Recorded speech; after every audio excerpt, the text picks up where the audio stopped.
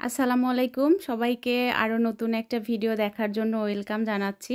আশা করি যে যেখান থেকে বসে আমার এই ভিডিওটা দেখছেন সবাই অনেক ভালো আছেন, সুস্থ আছেন। তো আজকে আমি বেলে মাছের একটা রেসিপি আপনাদের সাথে শেয়ার করব। আশা করি আপনাদের কাছে ভালো লাগবে। এই মাছগুলো আসলে বাংলাদেশ থেকে আসে, অনেক দিনের ফ্রোজেন করা থাকে, এইভাবে প্যাকেট করে আসে।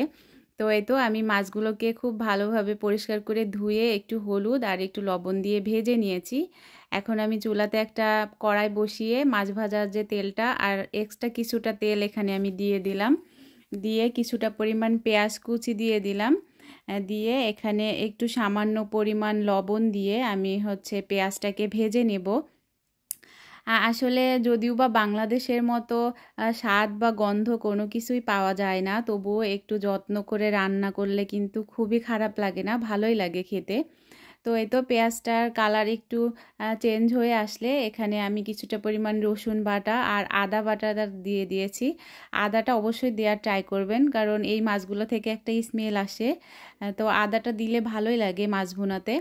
তো আমি আদা আর রসুনটাকে একটু ভালোভাবে নাড়াচাড়া করে ভেজে নিয়ে এখানে কিছুটা পরিমাণ পাকা টমেটো দিয়ে দিলাম। আসলে টমেটোটা অপশনাল, কেউ চাইলে দিতে পারেন, আবার না চাইলে নাও দিতে পারেন। টমেটোটা দিলে তরকারির কালারটা একটু সুন্দর আসে এবং ঝোলটা একটু ঘন হয়, যার জন্যই টমেটোটা ইউজ করি। তো এই তো আমার টমেটো আর পেঁয়াজটা যখন খুব সুন্দর গলে গিয়েছে, তখন আমি এখানে গুঁড়া মশলা দিয়ে দিয়েছি 1 চামচের মতো মরিচ গুঁড়ো, 1 চামচের একটু কম হলুদ গুঁড়ো, আর আধা চামচ করে জিরা গুঁড়ো আর ধনিয়া গুঁড়ো দিয়ে দিয়েছি। দিয়ে এখন মশলাটাকে নাড়াচাড়া করে বেশ কিছুটা পানি দিয়ে আমি মশলাটা প্রথম একবার কষিয়ে নিয়েছি। এখন আমি আবার বেশ কিছুটা পানি দিয়ে দিচ্ছি। যেহেতু এটা ফ্রোজেন করা মাছ, তো সেই ক্ষেত্রে মশলাটাকে কিন্তু খুব ভালোভাবে কষিয়ে নিতে হবে। আর মশলাটা যে যত বেশি কষাবেন তরকারির স্বাদটা তত বেশি বেড়ে যায়। তো পানিটাকে দিয়ে আমি এটা ঢাকা দিয়ে আর মশলাটা খুব ভালোভাবে কষিয়ে নিয়েছি। দেখুন মশলাতে আর কিন্তু কোনো পানির পরিমাণ নেই, তেল উপরে উঠে এসেছে। এখন আমি বেশ অনেকটা পরিমাণ ঝোলের জন্য পানি দিয়ে দিলাম।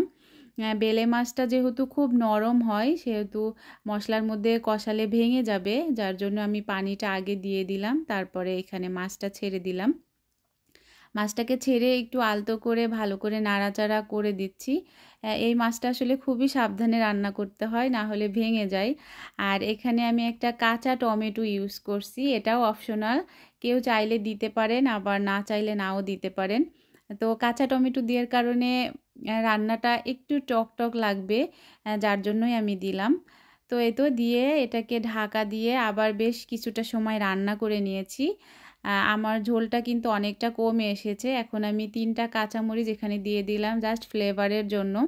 দেখুন মাছটা এতটাই নরম, নাড়াচাড়া না দিলেও কিন্তু ভেঙে যাচ্ছে। তো এটাকে ঢাকা দিয়ে আমি আরও বেশ কিছুক্ষণ রান্না করে নিয়েছি। এখন আমি চুলার জালটা বন্ধ করে দিব। তো যারা আমার ভিডিওটা দেখছেন প্লিজ সবাই একটা করে লাইক দিয়ে দিবেন আর সাবস্ক্রাইব করে দিবেন, আর পাশে থাকা ছোট্ট বেল আইকনটি প্রেস করে দিবেন। আমি যখনই ভিডিও ছাড়বো নোটিফিকেশন চলে যাবে আপনাদের কাছে। এই তো আমার রান্নাটা কিন্তু একদম কমপ্লিট। আমি চুলার জালটা বন্ধ করে দিয়েছি। এখন এখানে সামান্য পরিমাণ টালা জিরার গুঁড়া দিয়ে দিচ্ছি। এটা দেওয়ার অবশ্যই ট্রাই করবেন। টালা জিরার গুঁড়া না দিলে আমার কাছে মনে হয় রান্নাটাই যেন অসম্পূর্ণ থেকে যায়। তো সবাই ভালো থাকবেন, সুস্থ থাকবেন। আল্লাহ হাফেজ।